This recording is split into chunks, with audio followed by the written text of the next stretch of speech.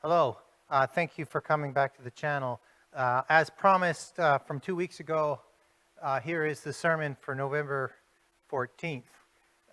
What happened 2 weeks ago on November 14th is that the Zoom audio didn't work at all.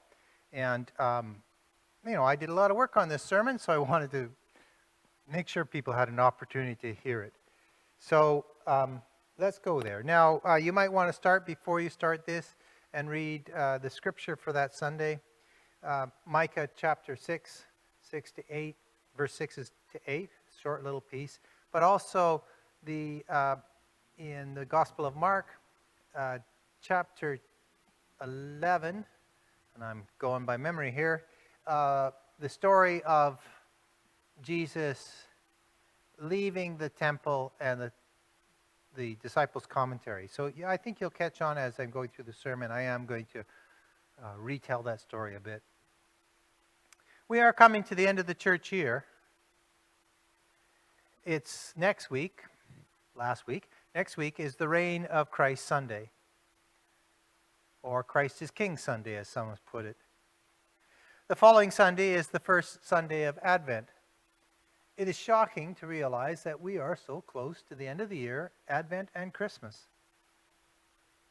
Meanwhile, this week's message, the one I didn't reference, is in 1 Samuel, is the story of Hannah. Hannah is proclaiming the goodness of God, the greatness of God, when she finds out she's going to bear a son, have Samuel. It is the model for Mary's later message that we will hear read during Advent. Both declare that God is great and that God will bring down the rich and the powerful and lift up the lowly. For that reason, and other reasons, I think it would be good to call this Justice Sunday. The Sunday before Christ is King Sunday, Justice Sunday. See, this is what happened that day in the scripture. It was they come into the temple through the beautiful gate after the parade, the pilgrimage into the temple, the very thing we celebrate on Palm Sunday. Jesus had challenged the authorities, challenged the Sadducees, the Pharisees, the scribes, put them in their place, shamed them. He had won over everyone. And now they were walking out of the temple like they owned the city. The streets from the temple gate down to the main part of the city were full of people that had come for that Passover, pilgrims. A large crowd was gathered with Jesus and the disciples to see what else the Galilean prophet might do. One of the disciples, feeling kind of high and animated, looked around at all the big buildings. He was, after all, a peasant from Galilee. This might have been the second time he'd been to Jerusalem, or maybe even the first time. He said to Jesus, "Look at all these amazing buildings. Look how big the stones are." "You're impressed, are you?" said Jesus. "Let me tell you this, that every one of these stones represents an injustice against the people of this city and of this land. And not one of these stones, these injustice stones, will be left upon another. They'll all be thrown down." And then maybe Jesus said to them, "Pay attention as we walk through the city. Open your eyes. See the stones of injustice." They continued their walk down the hill into the city proper, and they noticed as the streets narrowed that the Roman soldiers, they didn't make way for the pilgrims. They took the right of way, pushed people out of the way in the narrow streets. Oppression. One very large stone. A farmer sat outside on the porch of a large house, hands in his face in his hands, saying, "I can't pay my rent to this rich man who lives in the city, and the taxes to the Romans, and the taxes to the temple, and support my family." Economic injustice. And the stones pile higher. A woman crying at the doorstep, "Brother, let me in. My husband has died, and my father, and you know our father is gone. You're the only one I can turn to help me." But the door remains shut.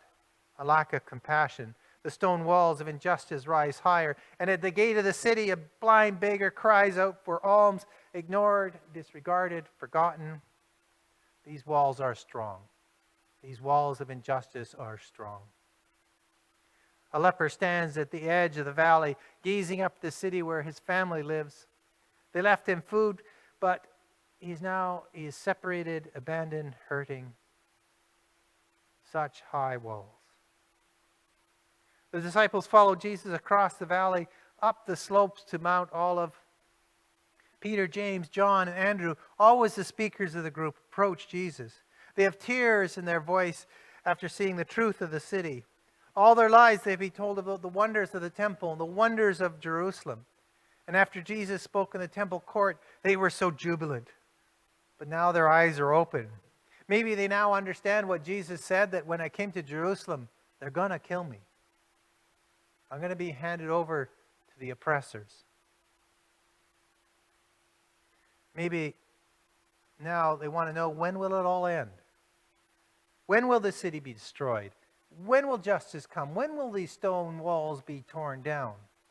When will the walls of injustice be removed? One of the four asked Jesus in a quiet, solemn voice, when will it happen? What will be the sign?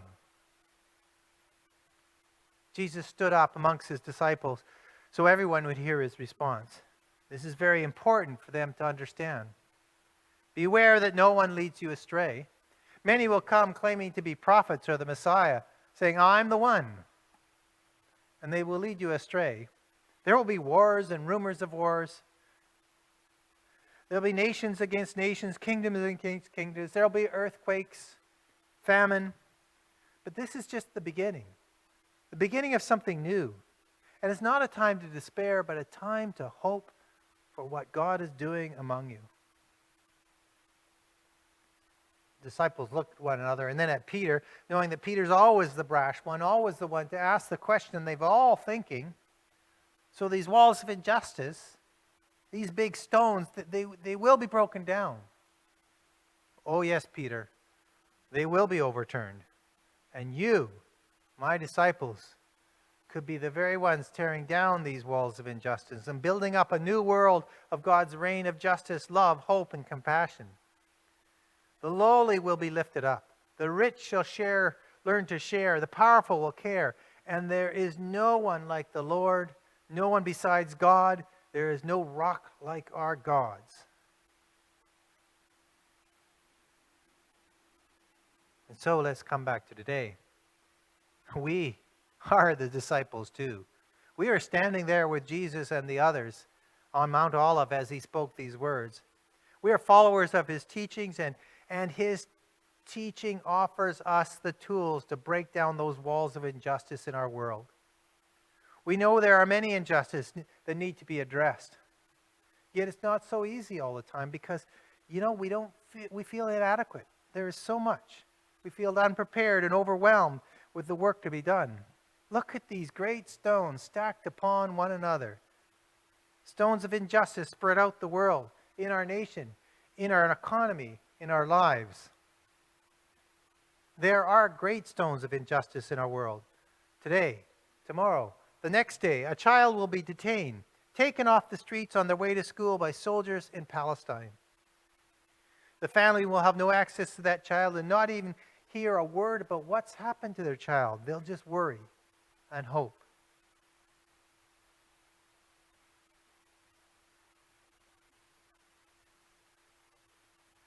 Today, tomorrow, the next day, there are many nations that will die. People and nations will die waiting for vaccines and medical help. And in these same today, next day, and tomorrow, vaccines will be distributed to wealthy countries while other nations wait or lack the capacity to administer those shots. This past week, or the week before the 14th, our Cluster Affirming Ministry met with Les, the director of the Cyrus Center. Les told us that in the last year, 16 transgender youth came to the center for help, basically abandoned by their families. One heartbreaking story was a youth being brought to the center door by his father, push through the door, and the father saying, "Here, you deal with him. He's not my son anymore." Today, tomorrow, and the next day, a teen will be abandoned by his family because of his gender identity. Today, tomorrow, and the next day, somewhere in this city, a young woman who has lost her spiritual home because she is different or thinks different or values different. And that woman cannot bear the exclusion and judgment she experienced and seen for herself, for her friends, for those she loves and cares for. And maybe she'll come online to our worship service and see us in the first 5 minutes light a rainbow candle, symbolizing the inclusion of all God's children. And we will chip away at the stone walls. During the height of the pandemic anxiety last year, people of Asian descent were verbally and sometimes even physically abused. Today, tomorrow, and the next day, someone will be denied, abused, harassed, and even killed because of their ethnic origins, the color of their skin. The stone wall is strong, mighty, and forbidding. What can we do? What can we do? Micah 6 has some advice. Do justice, love kindness, walk humbly with your God. The wall of injustice is not yours to tear down on your own. We only chip away with our small actions. A small kindness humbly offered. A letter to an elected official to point out the large stone injustice. Write to your MP to tell them you don't want Canada supporting or ignoring children being detained by soldiers in Palestine. Tell them to take action on climate change, climate issues. Oh, we sure know from the last couple of weeks how urgent it truly is. Donate what you can to places taking actions against injustice, to creating a just world. Donate to plant a tree. Donate to our Mission and Service Fund to support justice-making ministries. Become informed. Pray for others. Humanize those who are suffering. Celebrate kindness. And do all of this humbly. We are called as followers of Jesus to live into a hopeful world. We are called to be stonemasons, chipping away at the walls of injustice. We are called to ready our hearts and our world for a new creation of God's justice, compassion, and love for all of creation. We are called to live into hope. To live into hope. So, let us journey into the world as hope-filled people, bearing the light of Christ high for all to see, and chip away at the stones of injustice to bring hope for all people. Thank you for coming to the channel and hearing this recap of a sermon from a few weeks ago. We expect that the streaming will be working smoothly from now on. That is my hope and my prayer. Thank you.